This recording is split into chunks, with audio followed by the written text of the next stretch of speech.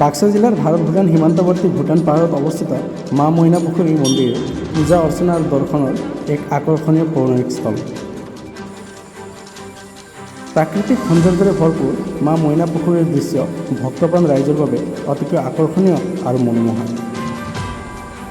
প্ৰতি বছৰে হাজাৰ হাজাৰ ভক্তপ্ৰাণ মা মইনা পুখুৰীৰ মন্দিৰ দৰ্শন কৰিব আহে আৰু প্ৰাকৃতিক আকৰ্ষণীয় মনোৰম দৃশ্য উপভোগ কৰে। ঠিক একেদৰে এইবাৰো সম্পূৰ্ণ বলবমৰ এই মা বিভিন্ন স্থানৰ পৰা মা মইনা পুখুৰী দৰ্শন কৰিব আহিছে।